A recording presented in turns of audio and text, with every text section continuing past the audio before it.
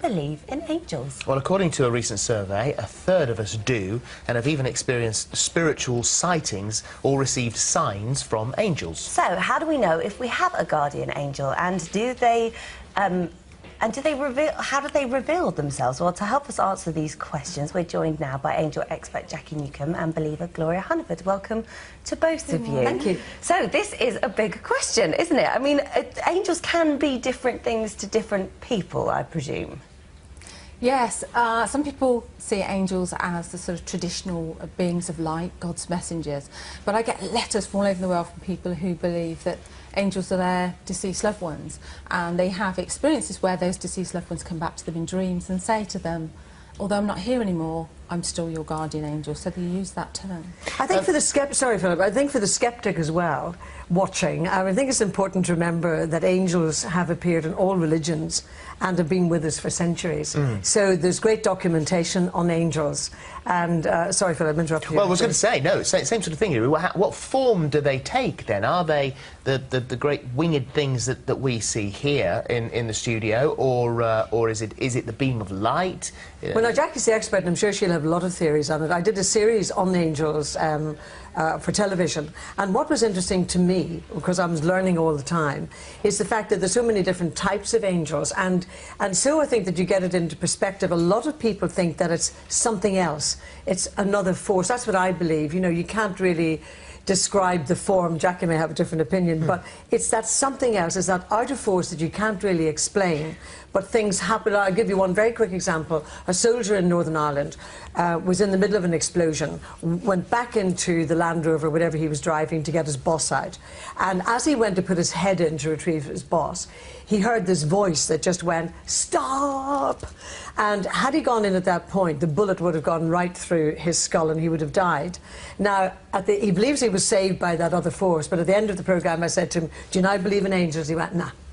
Oh, really? But there was something told him to stop. This voice that just came from nowhere that just said, "Stop." And is that a similar thing in your experience? Yeah, I mean, sometimes people will hear a voice, and if they do, it's one or two words, so you don't get sort of whole sentences. It's stop, it's slow down, something like that, so very brief words. But sometimes people will see sparkling lights, rainbow colours, a glowing form, a figure that looks very human-like. So it varies. Well, similar sort of thing for you in France. You had a car crash in France. Well, yes, I'll stop this story, but very, very quickly, driving down to France, the car was packed full of stuff, you know, every kind of household thing you can think of.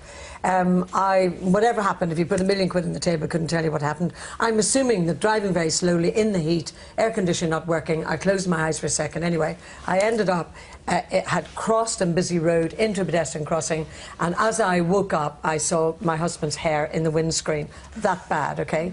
Now I think I've actually killed him because he's not in a very good condition, as you can imagine. And the police are there. It's middle France. Nobody's speaking English. I can. My gibberish in French is bad at the best of times. I'm really, really upset. Police are there, ambulance there. Ambulance don't want to let me go with Stephen to the hospital.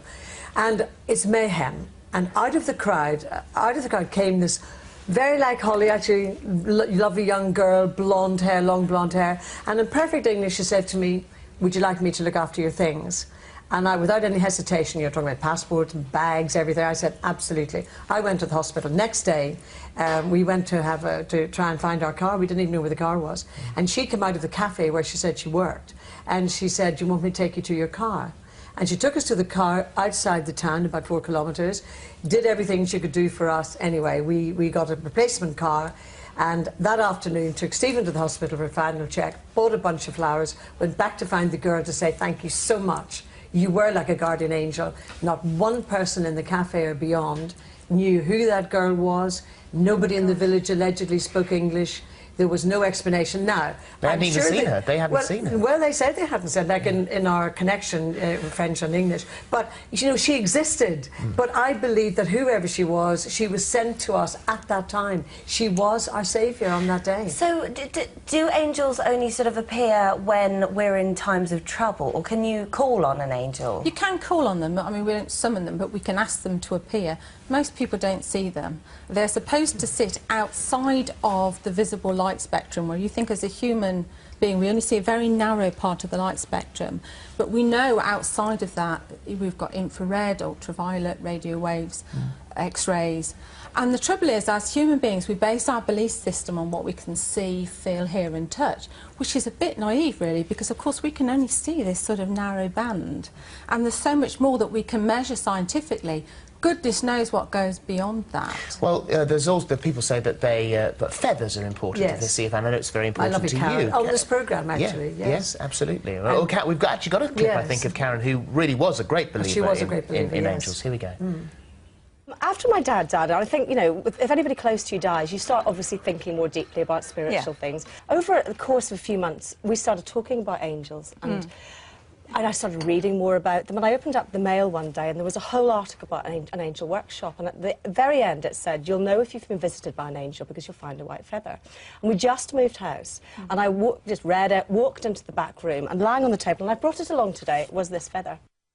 I mean, that is a big feather as well, isn't it? That's a heck of a big feather. Now, but you had a similar experience at Karen's funeral. And you see, I don't care, actually, if people believe in angels or another force or another something or not, because I personally find them really, really comforting. Because Karen believed so implicitly that, I mean, she would even ask for a parking angel and get results.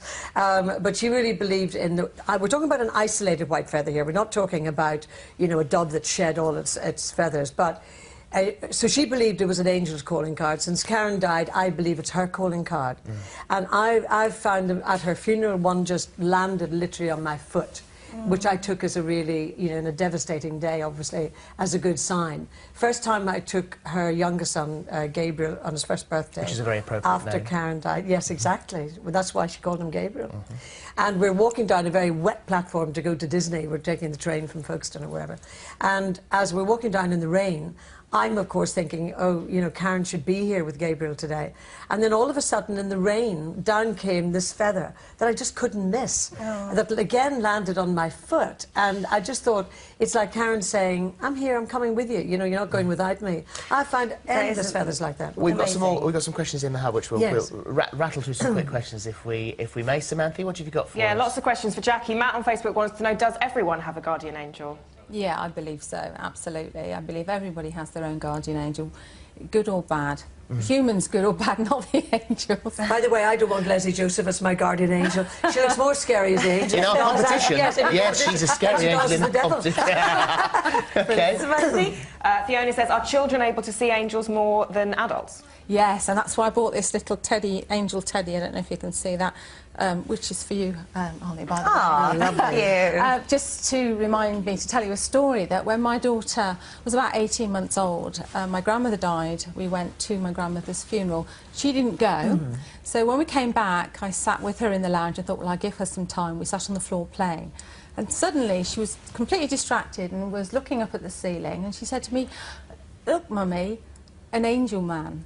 And I thought, OK. So I said, well, let's wave, and we waved. And then she completely lost interest, and we carried on playing. The other thing is, Karen had a really good school friend of hers whose little daughter, Gabriella, sadly died at 5 from leukemia. And for the week before she died, in her bedroom, she kept talking about all the pretty angels that they're all flying around the room. So I believe there's lots of documentation about children, you know, when they are in stress, that they see them very clearly. It's a lovely thought, isn't it? It's a lovely I can understand why no matter whether, if you, as you say, if you're a sceptic, if it helps you get through something, if you in your own head, it's helping you. And maybe another one, Samantha? Yeah, Sheikah on Facebook says, I think my nan's always with me, but my dad can see her and I can't. Why is that? Oh, really good question. Again, I think it's to do with this sort of visible light spectrum thing that we know that some people are colourblind, for example, so they can see an even narrower band. And so naturally, it's going to be that some people are going to be able to see outside of that. And I don't think there's anything paranormal or spooky about that. I think it's just a natural ability that one day we'll know, we'll know more about. Thank you very, very much. Thank you very much indeed.